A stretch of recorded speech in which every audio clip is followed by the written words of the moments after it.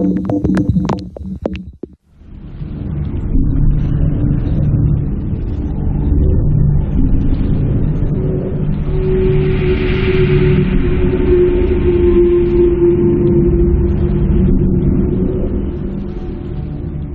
presencia de un nuevo virus de influenza comenzaba a saturar las salas de urgencia de los hospitales del país.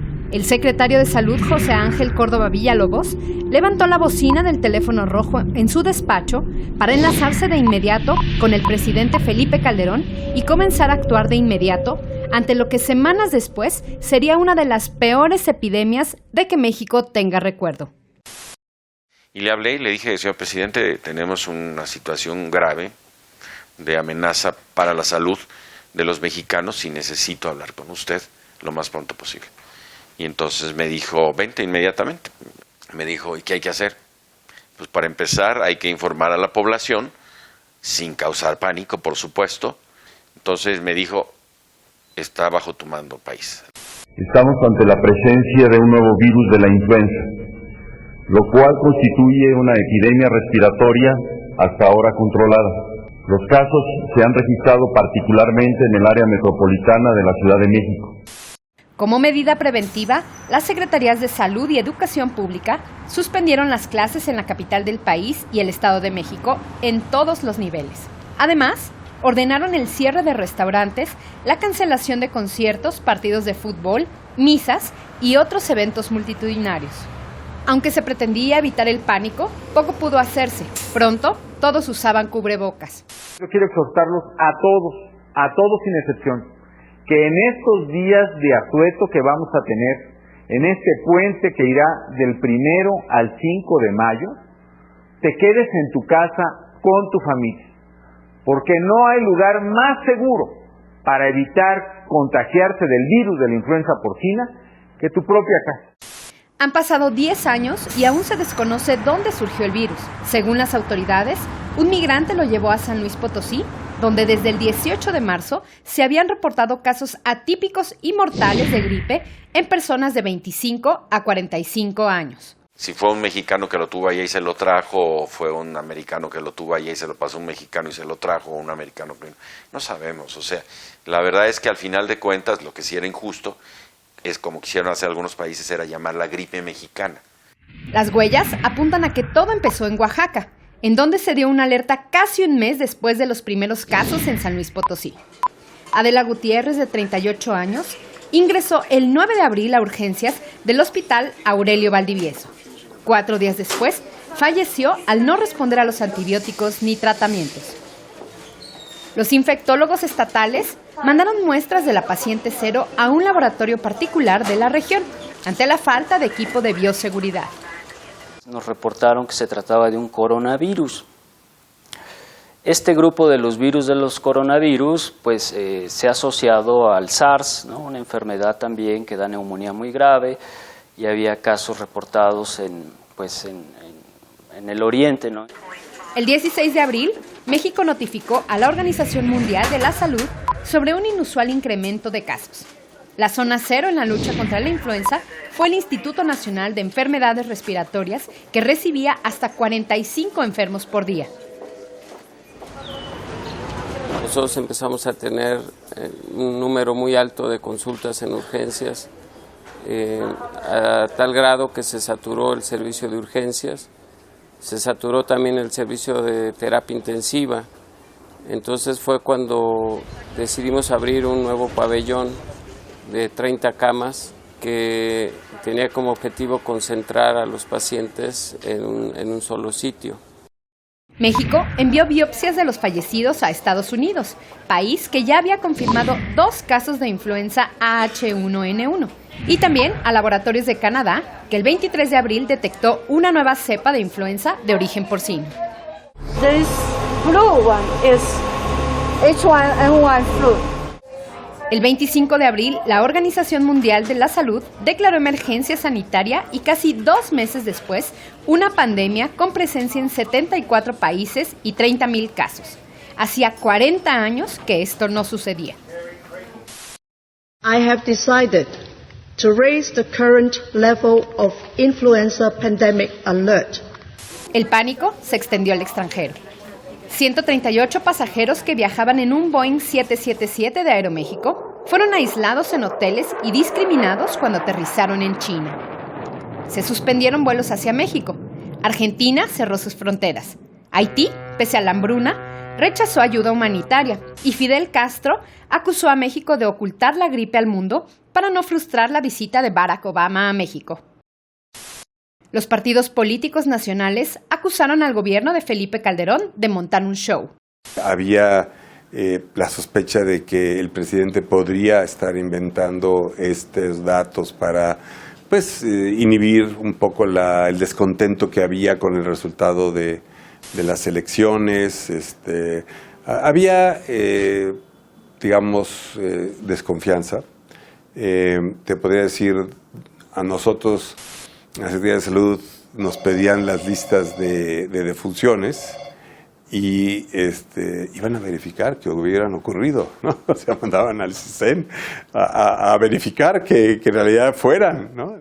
La crisis de influenza también puso al descubierto fallas en los servicios de salud. México carecía de lo esencial. No había mucha experiencia por parte de los clínicos en el manejo de respiradores. No había tampoco mucha experiencia en el manejo de influenza. Y eso también hizo que la mortalidad fuera muy alta. Las estadísticas nos hablan más o menos de entre 5 y 8 mil muertes de adultos jóvenes. Ese es un impacto, grandísimo. Ese virus es altamente sensible al Tamiflu. No llegó con la oportunidad que debía de haber llegado. Lo teníamos en una presentación líquida para jarabe para población infantil. Hubo que reconstituirlo y hubo que empaquetarlo como cápsulas y para adultos. Eso llevó tiempo. En embarazadas, por ejemplo, tuvimos una mortalidad materna altísima. A diferencia de la gripe aviar, se trataba de un virus no tan letal, pero sí contagioso. Se vio que no era tan letal como la otra, que era el 60%. Acá tuvimos diagnosticados en el transcurso de todo un año, casos comprobados, alrededor de 78,000 casos, y tuvimos 1,300 muertes. En las cifras también se trató de mandar un mensaje de baja letalidad, pero el Instituto Nacional de Salud Pública tuvo que realizar una investigación para cotejar sus actas. Ha pasado una década y las autoridades no se ponen de acuerdo siquiera sobre el caso cero. ¿El número 0 es la mujer que murió, la embarazada? No, porque tampoco fue H1N1. ¿Qué era? Fue un coronavirus, fue un virus del SARS. O sea, ¿sí llegó el SARS a México? No fue finalmente coronavirus, así lo diagnosticaron, pero ya cuando hicieron los estudios complementarios se vio que no era. Se confundieron cuando lo vieron. ¿Quién fue el personaje 0 muerto? ¿Quién fue? La influenza también evidenció el rostro cruel de México. En el caso de lo más cercano a la paciente 0 fue evidente. En esta área fue donde ingresó la paciente Adela. Esta paciente nos ingresa con un diagnóstico de insuficiencia respiratoria secundario a una neumonía adquirida en la comunidad. La cama donde estuvo inicialmente la paciente cuando ingresó a nuestro servicio de urgencias. Una vez que la paciente recibimos el resultado de la presencia de un coronavirus, hicimos un aislamiento de corte y la trasladamos a otra sala de esta misma unidad. Los médicos aseguran que se le atendió conforme a protocolo, pero lo cierto es que el servicio médico se paralizó de miedo. Los médicos, especialistas, enfermeras, especialistas, trabajadoras social, hay 1,300 trabajadores en el Hospital Civil Aurelio Valdivieso. No querían entrar a la sala de urgencias de terapia intensiva. No querían entrar. Tenían miedo. Sí se desató un pánico porque empezó a haber ahí muchas especulaciones, la paciente no respondía a los tratamientos habituales, no sabíamos a qué nos estábamos enfrentando. Sí había por parte del personal resistencia para amortajarla, para todo, pero nunca se le abandonó.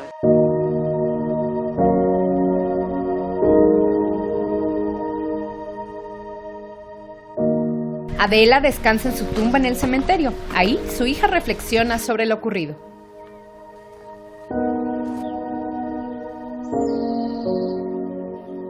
Y sonará cruel, ¿no? Pero finalmente yo creo que, pues, yo siempre he pensado que las cosas pues igual están escritas en algún momento, o sea, tenían que pasar.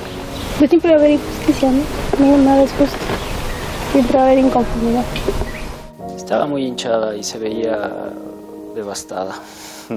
Difícil de describir, ¿no? Toda la gente le dio miedo de la enfermedad. La enfermedad era lo máximo. Lo más que mucha gente se asustaron, se fueron, mucha gente se fueron de aquí de la colonia. La señora, los niños, no lo querían aquí en la colonia. Mucha gente no lo quisieron, lo corrieron, pobre, que sepa dónde se fueron. Mientras, en Veracruz, la epidemia que infectó al 60% de la comunidad de La Gloria puso los ojos en un pequeño que fue señalado como el caso cero. Edgar Hernández tenía 5 años cuando cayó en cama por 7 días. Le dijeron que era el caso cero de influenza porcina y su presencia anticipó la visita por primera vez al municipio veracruzano del gobernador Fidel Herrera, quien ordenó la construcción de una estatua en su honor y le prometió estudios gratuitos. Nomás le dimos gracias a Dios que el niño salió con bien y que no pasó a mayores, porque si fuera pasado a mayores, pues ya en que fueran venido todos, pues ya muerto ya para qué. Mucha gente aquí en el pueblo y en todos lados nos criticaban porque dicen que todo lo que vivimos fue una mentira, todo lo que decíamos nos pagaban, que decíamos muchas mentiras, pero la verdad sí estuvo enfermo el niño. Pues siento bien porque también buscando mi nombre en Google ahí aparezco. Pero ni Edgar fue el caso cero, ni sus estudios fueron garantizados. A mí me habían supuestamente prometido una beca hasta que terminara yo mi universidad, pero de eso pues ya no vi frutos. ¿Desde cuándo? ¿Nunca? No, desde nunca, porque supuestamente dijo mi papá que si sí me daban la beca me iba a mandar a Puebla, pero no me mandó a Puebla. Yo creo que aprendimos mucho y el país cambió y maduró, porque tenemos ahora un laboratorio de primera, o sea, de clase mundial, y eso quiere decir que estamos preparados para diagnosticar cualquier cosa. Hoy, la duda es si estamos listos para la siguiente crisis. No estamos totalmente preparados, estamos quizá mejor preparados que hace 10 años, pero nos falta todavía mucho por avanzar. Algunos de los elementos en los que estamos pensando ya trabajar son 3 proyectos estratégicos: el desarrollo del Centro Nacional de Inteligencia en Salud, que nos permitirá tener un mejor mecanismo de coordinación y sobre todo capacidad analítica de la información en salud; un sistema nacional de diagnóstico en salud pública que nos permitirá integrar los distintos laboratorios que atienden el diagnóstico en salud pública y también el diagnóstico clínico en un marco de rectoría eficiente, coordinado y con mayor capacidad técnica. Y por último, pero no menos importante, un sistema nacional de emergencias en salud.